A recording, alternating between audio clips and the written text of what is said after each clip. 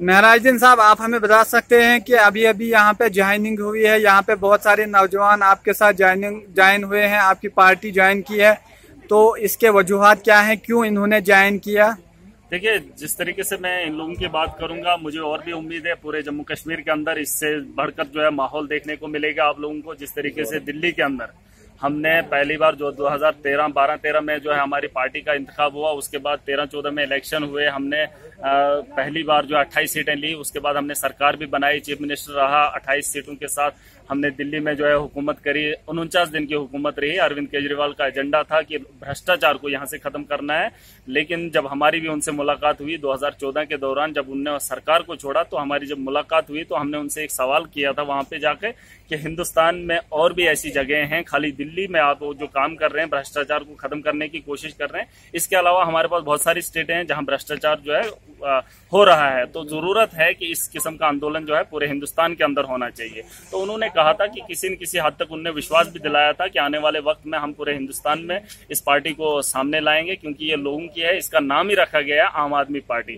तो आज जिस तरीके का माहौल आप यहाँ देख रहे हैं खिताई चुनाव के अंदर, खास करके भलेसा के अंदर, तो मैं ये यकीन के साथ कह सकता हूँ कि आने वाले वक्त में जम्मू कश्मीर के आवाम भी उस तरीके का माहौल बनाएगी जिस तरीके का माहौल 2014 के अंदर आपने दिल्ली के अंदर देखा था। वहां के लोगों ने 2014 के अंदर, जिस वक्त मोदी जी हमारे पीएम बने थे, ठीक 2-3 महीने के बाद वहां दिल्ली के लोगों ने 70 सीटों में से 67 सीटें जो है आम आदमी पार्टी को दी थी, और आज बहुमत के साथ जो है हमारी सरकार चल रही है।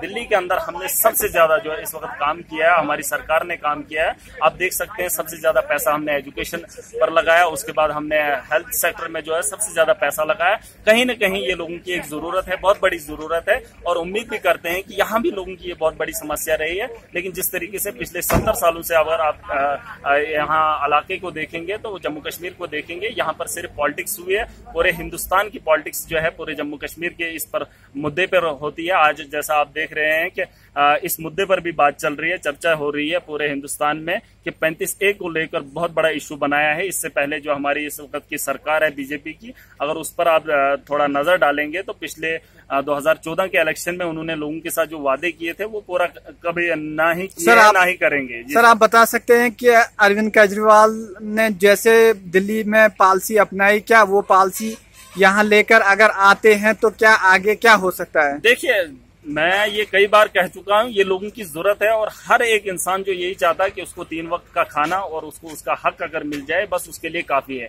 दंगा, फितना, फसाद, इस सब से हर इंसान जो है दूरी रहना चाहता है। जम्मू कश्मीर को एक मुद्दा बनाया जाता है पॉलिटिक्स के लिए, या आप राम मंदिर की बात करें, या बाबरी मस्जिद की बात करें, या घर वापसी की बात करें, इस किस्म का जो माहौल जो है सियासत के अंदर देखने को मिलता है। मैं चाहता हूँ कि यहाँ के यूथ को ज्यादा मैं बताना चाहूंगा, एक मैसेज देना चाहूंगा कि आप अपने मुस्तकबिल के बारे में सोचिए। आने वाले कल में आम आदमी पार्टी जो है आपके लिए बहुत अच्छा एक मुस्तकबिल लेकर सामने आएगी। हमने दिल्ली में पानी की बात की, फ्री करके दिया।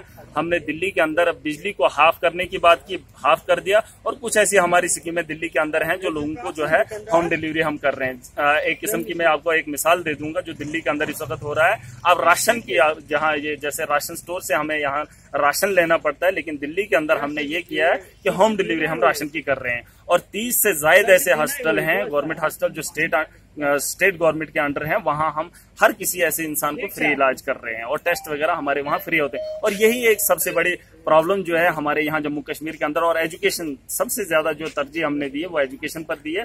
0 से लेकर ऊपर तक की जो जितनी भी एजुकेशन है, वह उसमें गरीब तबका हो या मतलब मिडिल क्लास के लोग हों, हमने जो है फ्री एजुकेशन जो है इस वक्त दिल्ली में चल रही है। और आपको मैं एक बात और बता दूं, अरविंद केजरीवाल का जो एक बहुत बड़ा फैसला, आप पिछले दिनों की बात है, ये शायद में भी कुछ 1 महीना पहले की बात है कि हमने, ये तो पहले से पॉलिसी चल रही है, तो शायद पिछले दिनों में मैंने ये बात सुनी थी कि दिल्ली के अंदर हमने एजुकेशन सिस्टम को बढ़ावा दिया, और हमने गरीब लोगों के लिए हमने एक लोन पॉलिसी निकाली है कि एक गरीब का बच्चा अगर पढ़ना चाहता है, उसके पास पैसा नहीं है, उसका उतना बैकग्राउंड नहीं है, उसके लिए हमने एक लोन की फैसिलिटी रखी है। एक गरीब का बच्चा अगर पढ़ना चाहता है, उसके लिए गवर्नमेंट जो है उसको 10 लाख तक का लोन दे सकती है। और जब वो मुलाजिम लगता है, एम्प्लॉय होता है 5 साल के बाद, 6 साल के बाद, उसके बाद जो है उसको वो लोन रिफंड करना होता है। अगर खुदा न खास्ता ऐसा नहीं होता है, 5 साल या 6 साल पढ़ने के बाद उसकी जॉब नहीं लगती है, तो उसका जिम्मा जो है सरकार लेती है। और वो पैसा उसे माफ किया जाता है। सर, इस किस्म की स्कीमें जो है दिल्ली के अंदर इस वक्त चल रही है। सर आप ये कह सकते हैं कि मतलब जिन्होंने ज्वाइन किया उनमें Mohammad Yasin Bhat PDP senior leader व नौजवान लीडर हैं, उनके अलावा इमरान साहब हैं, बहुत सारे लोग हैं जो कांग्रेस पीडीपी से मतलब छोड़ के आए हैं, तो इनके बारे में क्या कहते हो आप? बिल्कुल, देखिए ज्यादातर जो है आम आदमी पार्टी को जवानों ने समझा है और पढ़े लिखे लोगों ने समझा है। ये साफ सुथरी बात है, क्योंकि दिल्ली जो है हिंदुस्तान का दिल है, वो मिक्सचर है, वहाँ पढ़े लिखे लोग हैं, वो जानते हैं कि आम आदमी पार्टी का वजूद किस लिए हुआ है। भ्रष्टाचार जो है उसको खत्म करने के लिए आम आदमी पार्टी का वजूद हुआ है। इसी तरीके से यहाँ जम्मू कश्मीर पे जो सियासत चल रही है, पीडीपी की बात करें, एनसी की बात करें, कांग्रेस की बात करें या भाजपा को भी ले लीजिए, पूरे इस वक्त हिंदुस्तान में जो है कश्मीर को मुद्दा बनाया जाता है।